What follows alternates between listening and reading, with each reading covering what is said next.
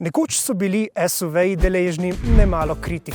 Bili so namreč vizualno pompozni, robustni, porabili so precej goriva, ampak za svoje dimenzije premalo prostorni. Teh kritik je v zadnjem času vse manj, predvsem zaradi SUV-jev, kot je Mercedes GLB.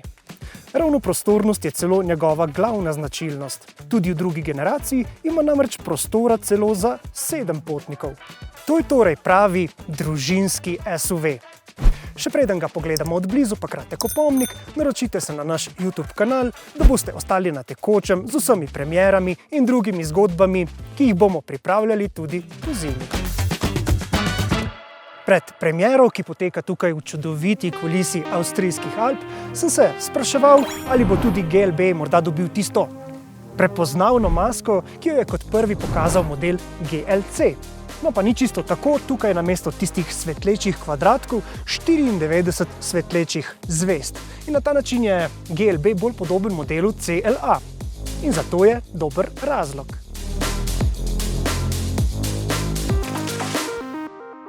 So, which is its closest sibling, the CLA or the GLC? So the GLB is our first SUV on the MMA platform. And the other two models that we launched already on the MMA platform are the CLA and the CLA shooting brake. So a lot of the technology that you know already from those two cars is also inside this beautiful car. Sicer pa se GLB drži novega oblikovnega jezika Mercedesa, ki prinaša izjemno skladne in proporcionalno očem prijazne linije. Poleg tega pa ima nekako po vzoru razreda G strmo vetrobransko steklo in zelo terensko kratka previsa. We wanted the GLB to remain a true SUV and give it a boxy and bold look that you see here with an upright front and a steep window, so it really remains a true SUV, but very practical, very versatile, very functional. Takšno masko bo imel električni GLB, ki na trg prihaja najprej. Nekoliko kasneje pa bo sledil še hibridni GLB.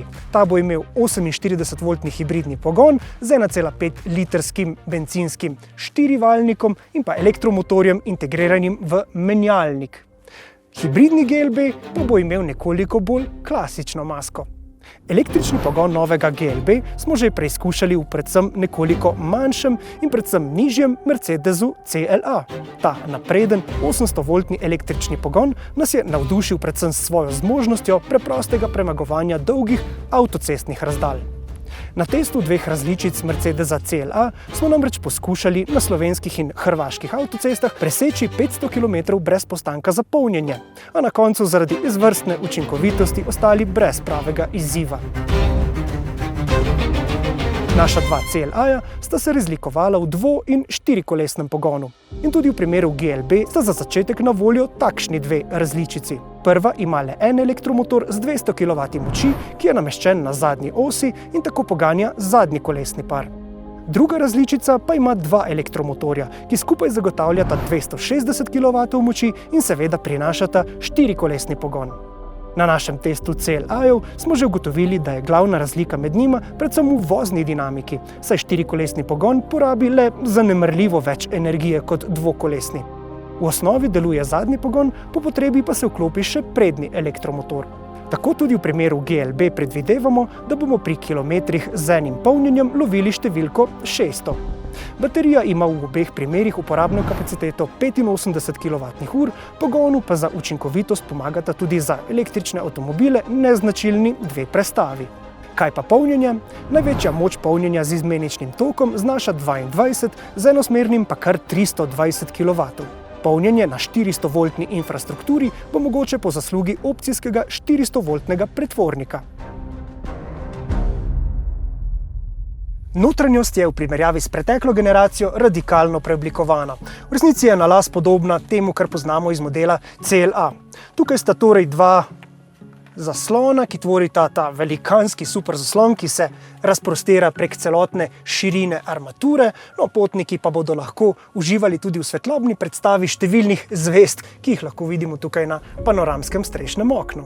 But what is different than in CLA? Probably this middle console is a bit different? No, it's actually the same like in the CLA, but what we have, for example, is since it's an SUV, we have a so-called terrain mode that you can switch on here. Click on this, and this is a driving mode for SUVs that helps you in snow, gravel or sands. You have downhill speed regulation.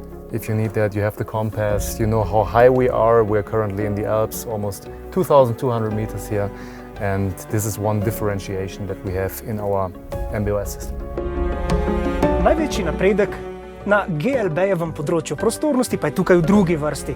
Več prostora imamo zdaj za noge, predvsem pa je velika razlika po višini, kjer je v primerjavi s preteklo generacijo zdaj za 6 cm več prostora. We want to give the customer obviously the choice also in the compact segment. By doing that, we took the successful MMA platform from the CLA and we then based the GLB on that as well. We've made major improvements, especially in the wheelbase and the length of the car. We have 6 centimeters more wheelbase, and the total car is also almost 10 centimeters longer, which then converts to more practicality, more space and more functionality inside the car. Tretja sedežna vrsta pa seveda realno ostaja kompromis. V skladu s standardi pri SUV-jih te vrste je namenjena predvsem prevažanju otrok, ko boste recimo pred nogometno tekmo pobrali še 2 sosedova. Težko pa si zamišljamo, da bi redno vozili s to postavitvijo, no pa čeprav lahko tukaj sedita osebi z največjo višino 171 cm. Težko si predstavljamo predvsem zato, ker je prtljažnik v primeru 7-sedežne postavitve skoraj neobstoječ.